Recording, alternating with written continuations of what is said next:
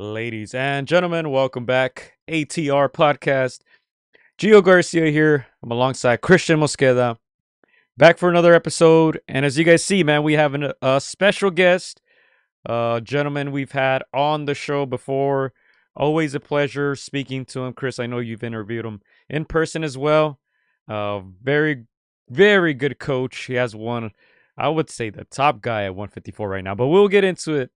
Mr. Roma Kalantaryan. Welcome, sir. Welcome back. Hey, how you doing, guys? Doing great. Thank you. Always exciting. Chris, I know we have a lot of movement right now at 154 pounds, so we have to get coaches' insight on everything that's going on. Go ahead. What do you want to start with? Well, I was gonna say, Coach, we'll get into that 154 picture. I'm gonna rewind a little bit, Coach, because I know you're not just a coach, but you're a fan of the sweet science. I want to rewind a little bit. What was your thoughts on the Canelo Crawford, Coach? And was that something that you we know that you were rooting for Crawford, but was that something that you were expecting? Not really, man. He did amazing. I wanted him to win, but I was kind of, is he gonna be able to pull it off? And yeah, he didn't just pull it off. He did an amazing job. What is one of the things that you were most impressed with? Was it his foot movement? Was it the way he took Canelo's best shots, neutralized his best shots? What was some of the facets of his game? Well, I kind of knew, Crawford can take a shot. We all seen him before taking shots. I was impressed, like him putting on all that weight and still moving like himself, like still doing his thing, just like he was doing when he was lighter. And he was very like balanced, very smart, picked his shots the right way. Everything was working out for him. I guess it was his night. And It coach, I was got not, to ask you. yeah. I got to ask. Did you watch the fight with Bakram by yourself? Did you watch it by himself No, or? I watched by myself. Bakram went home for a few weeks to renew his passport and come back. His passport was expiring, so yeah, I watched it by myself with some other friends. But it was an amazing fight, man. He pulled it off. I really like Crawford, and I was hoping he was gonna win, but I didn't know, and I was kind of like, it's gonna be a tough one. Especially Mhm. we have all seen Canelo doing what he does, but I guess not this time. Yeah. And did you exchange messages with Bakram about the fight? Because I know that Bakram has, he's mentioned Canelo's name, and obviously we know that he's got Crawford up, you know, on his sights. But did he text you anything about that fight? Yeah, talked. It was a good fight. He also liked it. He thought Canelo was not himself. Kind of, I don't know. It's like it was a different person, but sometimes from fighter to fighter, it'll do that to you. When somebody's like so ahead of you, sometimes you just freeze. I don't know. You know. Mhm. And of course, like Gio said, we got to touch on that 154-pound division, the hottest division, and in my opinion, Gio's opinion, and a lot of the boxing fans. We got to ask. I know we've done some interviews in the past. We're trying to get, your guys' side of the story, your guys' side of things, because Bakram is the champion, a champion at 154, one of the most avoided fighters in the sport. I want to ask, where are you guys at right now with looking for an opponent? Chasing opponents. We know that usually that doesn't happen.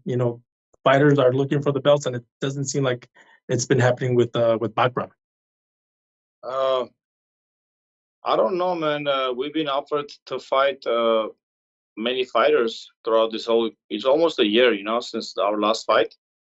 So we've been offered to fight many fighters, and then we agreed. And then as soon as it comes to like to signing it, no one's signing it. No one's actually committing to it. And a lot of people calling his name out. And then when it comes to actually doing the job, they're disappearing. And again, now we had a purse bid with Erickson Lubin. And then right the day of the purse bid, they said that's not going to happen. And now again on the 21st, we have a purse bid with the next guy who's Josh Kelly, who's the next one in the line after Lubin was number one. I guess this guy's number two since Lubin fighting, I think, Ortiz. So now Mhm. this guy number two. So he jumped into, I guess, number one mandatory. So we have a purse bid against him. I guess the negotiations didn't go the way they were supposed to. So yeah, we have a first bid on the 21st of this month. So I guess a few more days. I don't know. We'll see how that goes, and then let's see how that's gonna play out. Yeah, and coach, I gotta ask because in previous podcasts and previous interviews, uh, you were giving Lubin a lot of credit. He was calling your guy out, and it seemed like he was one of the few that wanted that fight. Were you surprised when that announcement came, where when he stopped mentioning Bakram's name and mentioned Ortiz's? Yeah, it was a big surprise. Because Ortiz is not even a champion. He has a big name, but he's not even a champion because the WBC champ is Fondura.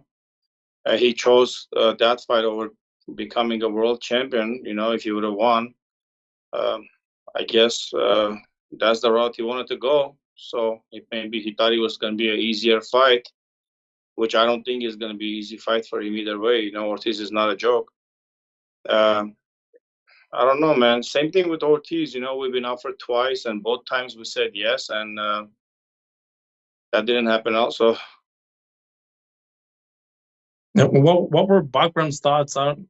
I'm sure you guys talked about that. What was his thoughts when that Lubin fight kind of disappeared? Again, most fighters, when you ask them what's your goal, all of them will say, to become champion and to have a shot. What was Bakram's thoughts when Lubin, decided to go a different route? I don't know, man. It's confusing. It's hard to understand those guys. Like in this case, if he would have gone to purse bid and then he would have canceled it, then I would have been like, oh yeah, maybe he didn't like the money, right? Maybe like, oh, maybe he got offered more money with Ortiz and he didn't like the money over here. But he didn't go to purse bid, right? The day of the purse bid, they said we're not going to purse bid. We canceled the fight, and now it got me thinking, why? Maybe I don't know. Maybe he's thinking Ortiz has a bigger name, or maybe he's thinking it's going to be an easier fight for him. I don't know. It's hard to say. We'll find out when they fight how he does. But either way, I think he's never been a world champion, right? So I think this was an opportunity for him to become a world champion. Those guys trained their entire lives to become one, and now he had an opportunity to, go for it, and he didn't. So a lot of times I think, I don't know, maybe it's the money that a lot of people don't want to take the fight. But it's hard. I don't know. A lot of people say they avoiding him, they ducking him after the last fight. Since he's got a lot of power in his hands. But I don't know, man. Everybody says something. I don't know what to think. So we'll see, man. I think we have another guy now. We're focusing on him. I hope he goes through, and we prepare for that fight. Coach, do you think any of the top guys are gonna get in the ring with Bakram or Tasaliev, or are they gonna continue doing what they're doing now? I don't know. It's been a year. No one really stepping up. So Fondura, I heard he calling us out after the fight. Now, Anis, he just want to fight. He mentioned Bakram's name, but he's been offered before this to fight Bakram, and he turned it down. And he's a great fighter, man. I don't see why he even turned this fight down. I mean, but I heard he turned down the first time. I guess he wanted a tune-up fight in this division. He picked somebody no one even knows who the guy was. Never heard of him ever. So now he's calling out Ortiz's name, our name, Zion's name. Just like everybody else, as soon as they have camera in front of their face, they start calling out names. And then when the camera is not there, when they have a pen in their hand and they have a pen in front of them, they start asking their coaches and managers and their dads and moms if they should sign this or not, or I don't know. But when the camera is in front of people's faces, they say a lot. I guess it's a minute of like fame and hype or whatever. They kind of hot. They just want to fight. They start calling out names, and then things happen, and then their manager, their advisors come all together. They talk about money. They talk about this. They talk about the risks. You know, No one wants to risk their record. On the other hand, we are okay to fight anybody anywhere, you know. Okay, before Yeah, we get into Ennis, Chris, Coach, if there is one name who you believe would actually fight Murtasaliev, is there any name out there who you actually think would step into the ring, or at this moment you're just saying I have no idea? I don't know, man. I was thinking Lubin is gonna do it because he was actually very excited. He looked very excited. He was talking very excited. Oh, and that didn't happen. Now I'm like, okay. So now Josh Kelly is kind of excited. Looks like he wants to fight. He did some interviews. He's excited. He's up for it. And then let's see how that's gonna turn out, right? So I don't know. I heard Fondura got injured. He's not gonna fight Thurman. Well, guess what? Thurman can get it too. He I, was working. Well, why don't he just start coming out with Bakram? I mean, I don't know, man. Like I said, it's hard. And for me, like it doesn't really matter. They just give us opponent. We're gonna prepare for that opponent.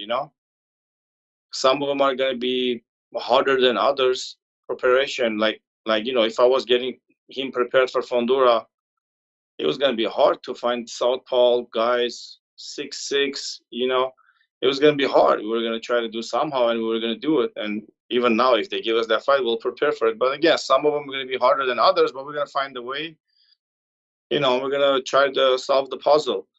But at this point, we have one guy who's going to Pursuit, and he's very excited. And I hope it stays that way, and we can start, the work. all right, Iceman says, shout out to everyone tuning in live. Lubin will probably be the only one not scared to fight. I see some names, some people naming Boots. Let's stay on that Boots Ennis topic, Coach. What did you think of that performance? You kind of touched on it a little bit. First round KO in his hometown. What were your thoughts on that? It was amazing. It was amazing. There wasn't much to see to say anything. We've seen his previous fights.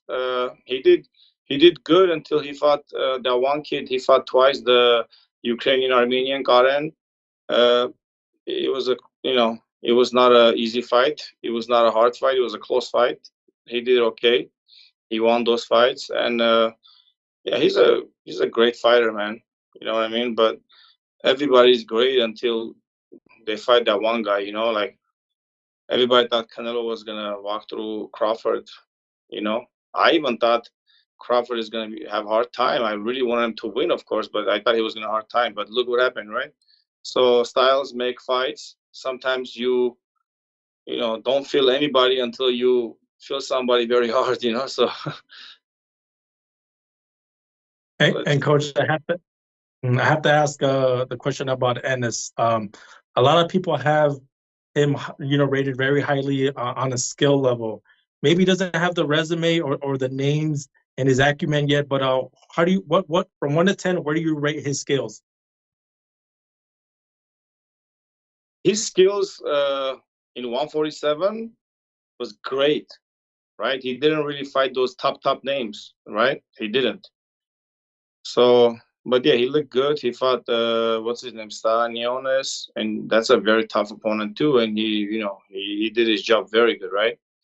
I thought he was gonna be a little bit closer, maybe, but he handled his business. So he's always proving to everybody that he is the man. He never really faced anybody, at a very top level, especially in 154. Like I said, he picked a guy, I don't know, who was really nobody, had 14 fights, one loss, but never really fought anybody. No one knew who the guy was, right? So he had the opportunity to fight other guys. I heard he said he needs a tune-up fight in that division because he's never fought in that division, which I understand. I'm not saying why he did that. It was a great decision, and he knocked the guy out in the first round in his hometown. He made, I'm sure, good money and amazing. The world is talking about it right now. So he did good choice. But other than that, in 154, I don't know. We'll see. He's got mad skills. Good skills. Like he's very good. He's fast. He has good timing. He's got power. He's been knocking out most of his opponents. Like he's got what, like maybe 4 decisions or 5 decisions, something like that. The rest knockout, like 35-0, 31 knockouts, right? Correct. Right. Yeah, very highly. Like you can't say anything about his record. But as far as resume, I don't know, man. We gotta see. I think he's very good, and he's going to be very good. But let's see who's he going against. He called Charlo. Charlo hasn't been active, God knows for how long, right? I don't even know he's thinking boxing anymore. I don't know. So let's see. Zayens is a very young champion with not too much experience. Yeah. So, and then he called Bakram. We'll see if he's really serious about that. And coach, you said that that fighters will say that on a camera, but they won't do it when they have their pen in hand.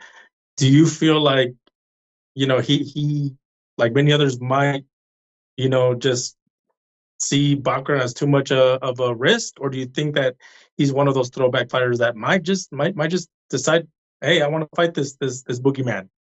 Listen, I'm not just saying that. I'm saying that from our own experience, right? You see that too. I mean, everybody sees. I'm not talking about Boots, right? Because we haven't seen that happen to him. He called us out, and we'll see how that goes, right? Yeah. Maybe he'll find it, and he'll go out, and he'll try his best, and we'll try our best and see what's coming out, right? No one knows what's gonna be, the outcome. I mean, we're gonna do our best to win, and then most likely we're gonna win. But let's see what happens. Let's see if he's serious about calling those names out, right? He's calling out Virgil Ortiz. Virgil Ortiz has a fight lineup. What is that about? Come on, man. He has a fight lineup with Lubin, right? So he's calling out all those names. I don't know, man. Let's see. I'm not saying he's not gonna step up and fight because I don't know, but the people before him, they did the same, and where'd they go? Right? I don't know. Like I said, they have the camera in front of their face, they're hyping things up. So the people start talking about those things, those names, and then I don't know, they go home, talk to their advisors, and like I said, I don't know. And things happen. For some reason, they don't show up. Yeah, and coach, I have to ask, of course, a lot of names of that 154 division. Which would you say are the styles that would be the toughest for you as a coach? We know that you're always going to back your fighter, and you guys have full faith in Bakram. But for you as a coach, which one would you say is the fight that you would have to do your homework on of any of these top names at 154? Any of those top guys, we have to, have the good time to prepare, the good camp, and good game plan. My personal opinion, the hardest task would be probably Fondura. He's very tall, very throws so many punches, very uncomfortable guy. Like he'll put you in bad positions. He can fight from the distance. He's 6'6". He can fight from close distance. He's a southpaw. Very hard to find those kind of sparring partners at that level, at that tall, this, that, all that, right? So I think as far as preparation goes, he's going to be the hardest one to prepare. But it might be the easiest fight, right? So you never know. So we have to.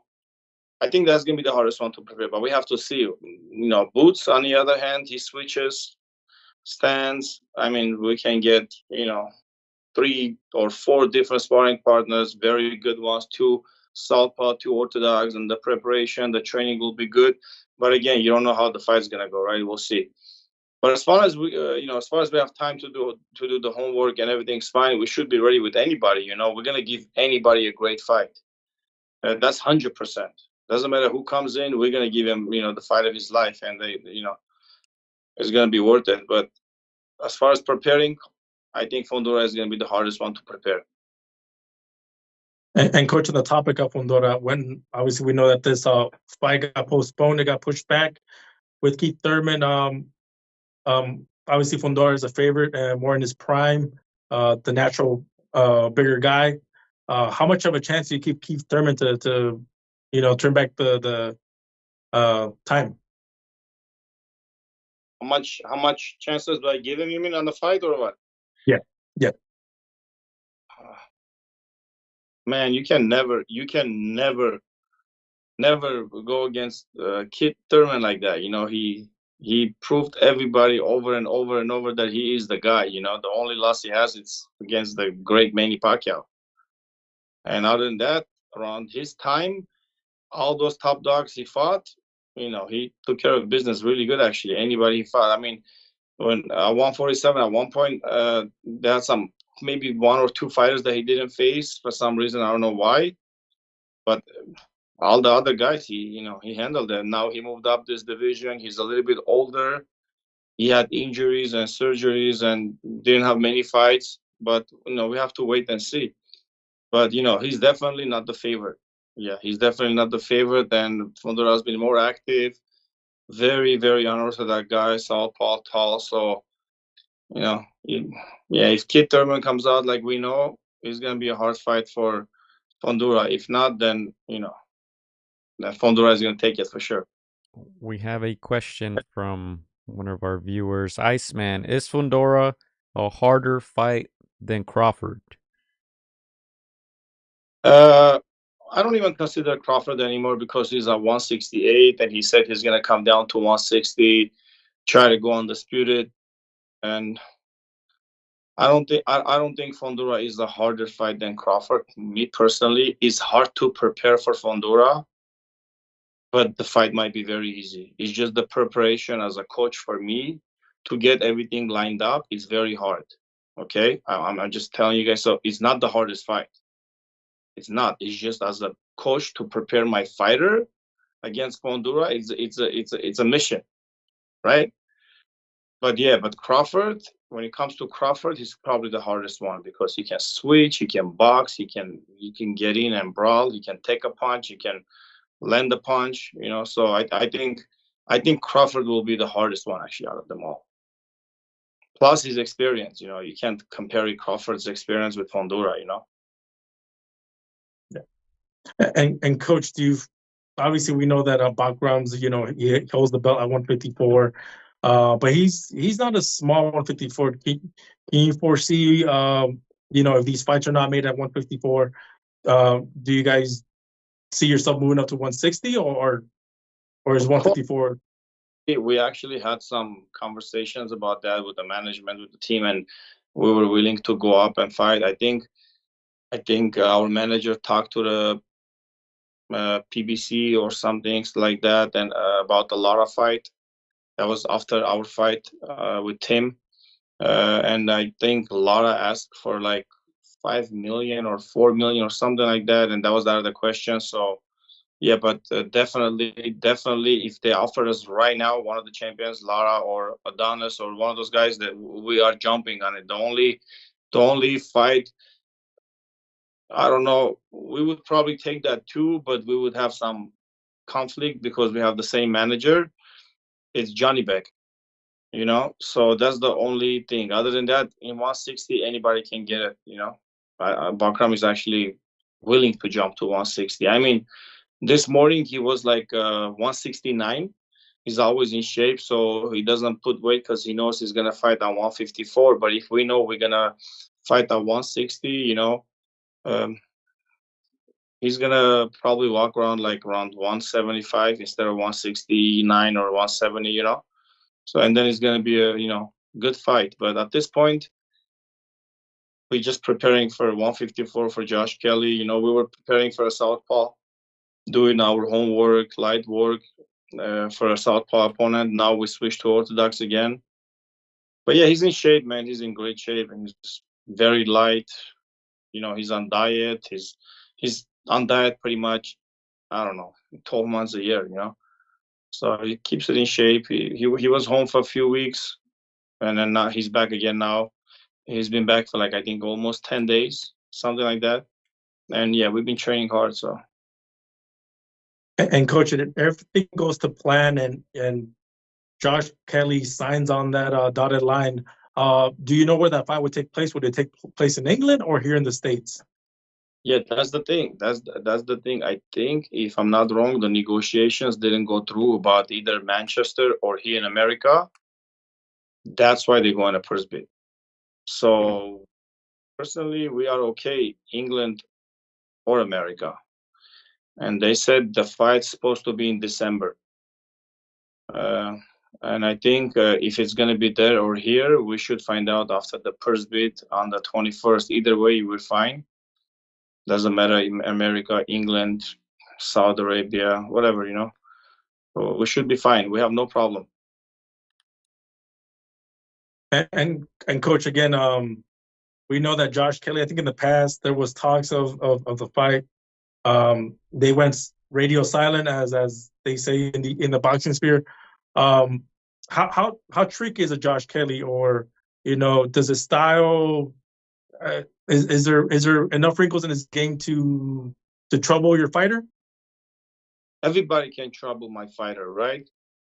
When my fighter is not prepared, or he has a very bad day, God forbid he gets sick or something. But when he's 100% and we have a good camp and everything is, the way it's supposed to be, he's going to give everybody some hard time. That's what I think, So I don't know what they say, because everybody says something. Most of the people say something. They never had a single fight in their life, So we'll see when they're in the ring, and then you guys are all gonna see what he's gonna do to either Josh Kelly or anybody else is gonna be in front of him. That's my opinion. We're gonna be prepared and we're gonna take care of business. And coach, in the past, you've named some names at 154 that you've wanted. I normally ask the top 3 names. I got to ask, with a few months removed since our last interview in person at your gym, have those names changed? Can you remind the audience what are the top 3 names? If you could, just put a magic wand and make any fights, who would you want?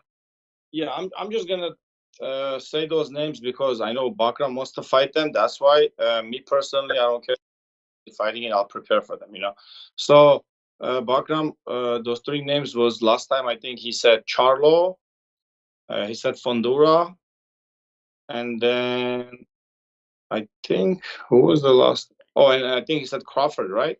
Yeah, I believe. So, yeah, I believe he mentioned Spence as well. Spence Legacy. Exactly. Yes. Yeah, Spence, and Crawford was still a champion at that time. Yeah. So he said Crawford, definitely Spence, because looks like Spence is moving up 154. But like I said, we don't know where Spence or Charlo is, and most likely after such a long layoff, they might even fight each other. There's rumors, I don't know.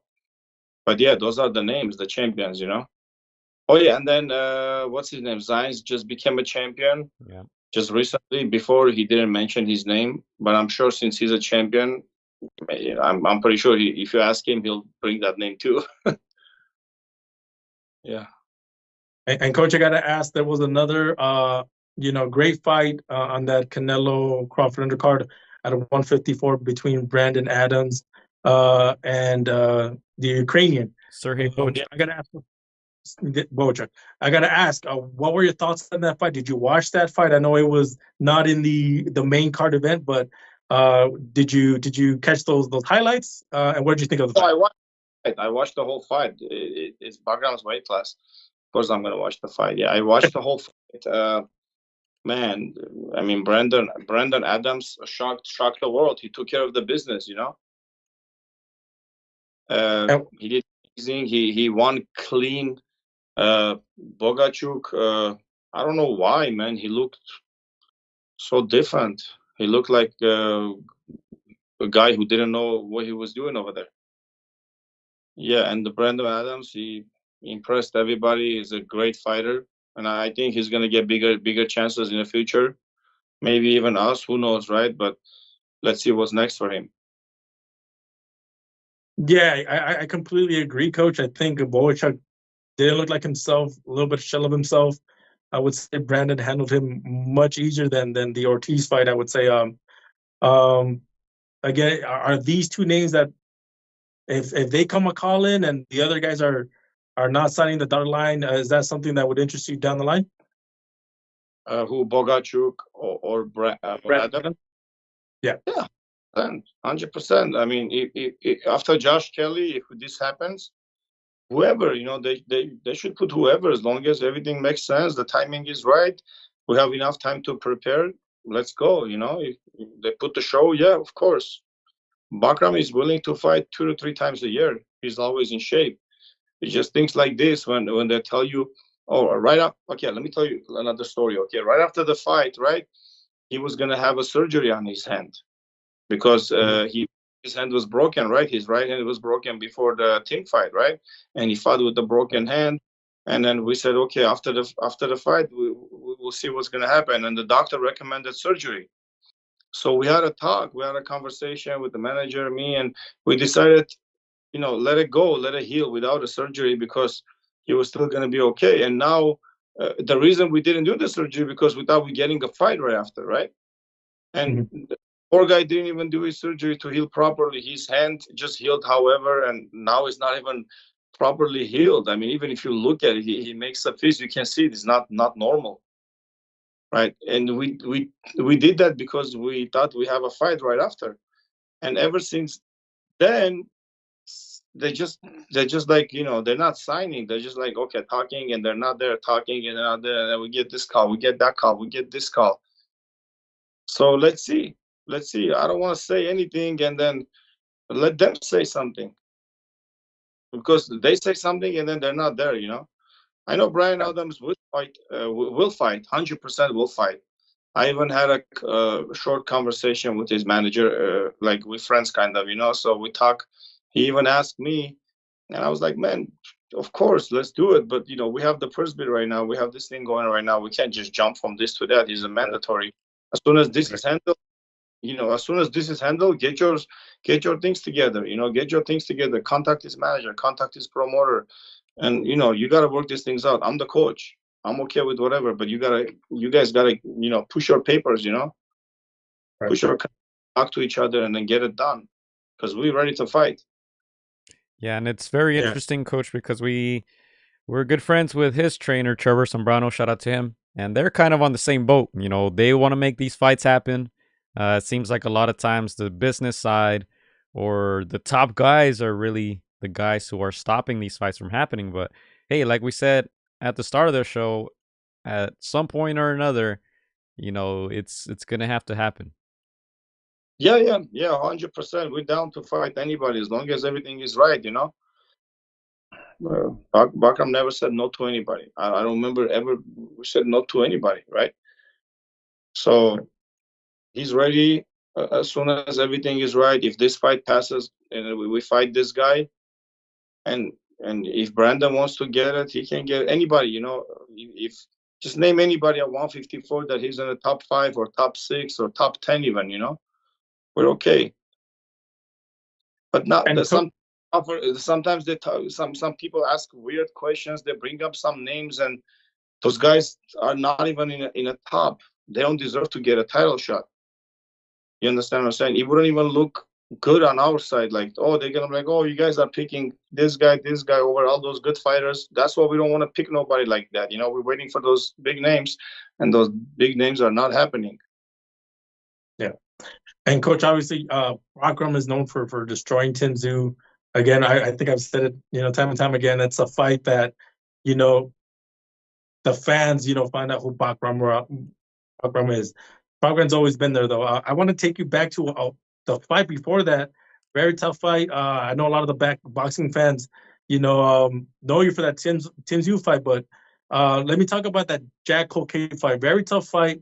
I gotta ask, just your mind, your thought process. Very tough fight, back and forth. I think if boxing fans would watch that fight, they would fall in love with Bakram even more. Can you talk me through that fight and how tough and back and forth that fight was? And that fight was insanely tough fight, and the reason it went like that because they offered us fight during Ramadan time, right? If you're a Muslim, I'm a Christian, but I know those religious things in Muslim culture because I train Bakram and I train many other fighters. But if you're a Muslim, then you have a Ramadan, and when you have a Ramadan, when the sun comes up like 6 a.m., you're not allowed to anything in your mouth, including water. Wow. And the sun is down, that's when you can have sip of water and food and whatever. When the sun is up, you can't have anything. So we were preparing. The German promoter won the purse bid, and they said they're gonna do the fight in Germany, and they gave us the date. And if we would have said no, IBF was saying, okay, if you say no, then you're not gonna get a title shot. This number 2 is gonna get a title shot, right? So we had no choice. We're like, okay, well, I guess we're gonna do it. And then we started preparing, and the fight happened on the 20th day of Ramadan. Oh, wow. Imagine the guy had, for 20 days, he couldn't have any kind of food or drink during the day, right? So we were in California, in LA, right, preparing over here. So because I live here, he lives here, was the best option. So we would train around 9 p.m. So when the sun goes down, he eats a little bit, gives a couple hours until the food goes down, and he can't eat heavy. He has to eat light because then we have a training. 9 p.m., that's when the training starts. Okay, try to get sparring partners at night that they're gonna come 9 p.m., spar at 10 p.m. Okay, then the second training was at 3 a.m. So we can finish training, so he can hydrate after training a little bit. Let's say we finish at 5, the sun is about to come out. He has to eat and hydrate because when the sun is up, he can't have anything. Mm. So those were the circumstances for 20 days before the fight. Okay. So that's why the fight was the way the fight was. There is no excuses. We did a great fight. We won. Jack Kulkai never been stopped. Okay. He was an amateur champion, professional world champion. He lost his title to Demetrius Andrade, which is, phenomenal fighter again, one of the best at that time. So anyways, man, so that fight was pure heart. Like, he just showed how much heart he has in a condition like that. Go to Germany, finish the fight in the 11th round and knock the guy out, throwing, I think he threw over 1,000 punches in 11 rounds. Yeah, it was like, then I forgot the exact numbers I had it, but it was over 1,000 punches in 11 rounds. Okay. Yeah. So in the circumstances that he did that, I mean, he deserves a medal, man. Not just the world championship title, but something bigger. But yeah, he pulled it off, so you got to give him props. It was a very tough fight. It was not a close fight, but it was a very tough fight. Last few questions, Chris. Last few questions. Yeah, no, just to comment on that fight. If the people that haven't seen it, that's a fight of the year type of fight, back and forth. Like you said, Coach, Bogdan showed, that he's got heart, he's got a chin. He took some heavy shots. He landed some heavy shots on Koke.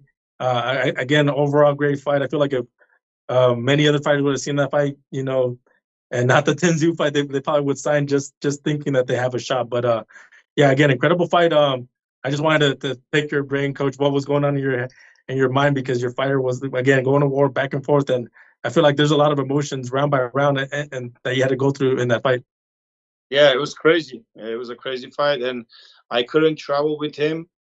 So we sent one of our friends who actually speaks also, because not every coach could have gone with him. Like my assistant coaches couldn't go with him because they don't speak Russian, right? So we had to send somebody who speaks Russian, who's not a coach. And he was actually with the headphones with me on the phone, and I was watching the fight on TV, and there was like about, I think, like 30 seconds delay. Wow. With the on TV. But it was insane, man. I had to just corner him through the phone. You know what I mean? It was insane, man. Yeah. Yeah, so that's homework for you guys, fans. If you guys have not seen that fight, watch that fight and see the heart of Bakram Murtazali. He was drained for that fight. So drained. I can't understand how drained he was, man. Like, especially in LA, he was living in a condo, and during the day there's a lot going on. He can't sleep. The sun is out. He had his 2 kids with him. Man, anyways, it was a mission. So during the night he's working out. During the day he's having hard time sleeping. Can't eat, can't drink, and you're going through 12-round fights at night, and you can't put water in your mouth throughout the day. It was a big mission, man. Some days I would actually not even come home. I would go to the gym, finish the training like 11:30, 12, and I know he was going to come back at 3 a.m. I would just sleep on a ring until he shows up again. Yeah. So. Yeah, again, a crazy, excellent fight. Bogdan showed he's got amazing, tremendous heart, and with the background information that you told us, that again, a lot of fight fans don't know, some of the stuff that happens outside of that square circle. That just says volumes about him. But yeah, Coach, if you find no questions from me and from Gio 2 minutes, before Chris. we 2 let you minutes. go, we want to be respectful. Uh, on our behalf, we just want to say, we're rooting for you guys to get those big fights. We know that background, the money's not an issue. He wants the big names. But yeah, on our behalf, we just want to say, we're going to continue to push for these interviews so his name could get out there, because a champion should not be chasing, the guys out there that want the title should be available. Yes, thank you. Gio, final question? No, just a big thank you. What's next, Coach? What do you have coming up? We have the December fight with Bakram, most likely, if he goes through, the first bid. We have 2 more other guys fighting in December in LA. So it's going to be a busy 2 months for me. I have 3 guys fighting in like 1 week apart from each other, or maybe even same weekend. I don't even know how's the Bakram fight going to be, but the other 2 guys are going to fight most likely on December 13. So if Bakram fights on December 13, then I'm going to have 3 guys. We're doing a camp for all 3 of them. Yeah, that's about it. And when does your mind rest, man? I see you out there posting videos. You got kids, you got professionals, you got this, you got that. Man, how do you do it? You don't need to rest when you do things that you enjoy, because doing it is actually resting. So when you do things that it bothers you, you don't like it, you gotta wake up in the morning, go do something that shit again. It's different. But when you do something that you like and enjoy, that's actually rest. Every second of it is like resting and enjoying, and it's beautiful. I mean, you don't need to rest your mind from something that you really love and you like. So yeah, I sleep 4 or 5, sometimes when I lucky 6 hours a day, and that's all because then I wake up and go do something that I really like and love and enjoy, and been doing since I was 6 years old. So that's how I see it. Man, I'm gonna use that. That's very motivational. I will appreciate that. Last question, we got someone popping in from Australia. OG Lights Out says, as an Aussie, can you ask Coach Roma, would he coach Tim if he's looking for a new coach? I know his coach too, and a great coach. I don't think he's looking for a coach, but if he is looking for a coach, even after our fight, we offered their team, if they're ever in LA and they ever wanna stop by for training, for sparring, for knowledge, for whatever we can help you with, we are always there for him to help him with whatever it is. Doesn't matter.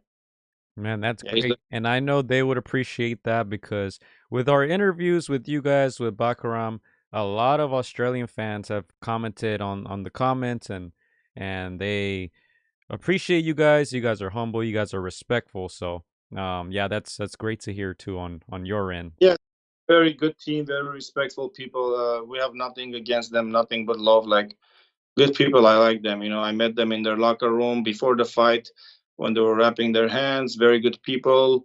His dad was very respectful. The coach, himself, very respectful. After the fight, the media can try to, somehow put people against each other. But at the end of the day, we are athletes. We go through this. The coaches do their job. The fighters do their job. Everybody's trying to support their family, trying to do what they love. And it's all respect, man. Yeah, on my behalf, coaches, want to say thank you again for taking the time to share, a lot of the insights of your camp, of background, where you guys are at. Again, we're rooting for you guys. Again, big fans of not just background, but big fans of anybody that is a lover of the sport. And again, we're hoping and crossing our fingers that Team Kelly, comes around and signs on the dotted lot, because we know that Bachman's been out for, a while now, and a champion deserves, his flowers. So yeah, man, again, we're rooting for you guys, and yeah, man, can't wait to see waiting for some good news from Team Mutazalia. Thank you very much for having me. Thank you very much for what you guys do. You guys doing a great thing for boxing, for the fans, for the fighters, for the coaches, for everybody. So thank you for everything. Appreciate it. Thank you. Thank you guys who all tuned in live. We'll be back soon. Thank you, Coach. Peace. We'll see you Thank guys. you, Coach. All right, see you. Say Bye. hi to background. All right, I will. Okay. Bye.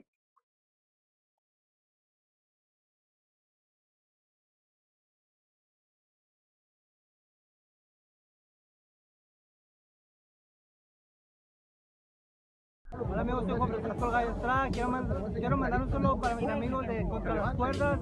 Échenle muchas ganas. Un abrazo, muchas bendiciones. Shout out to Against the Ropes.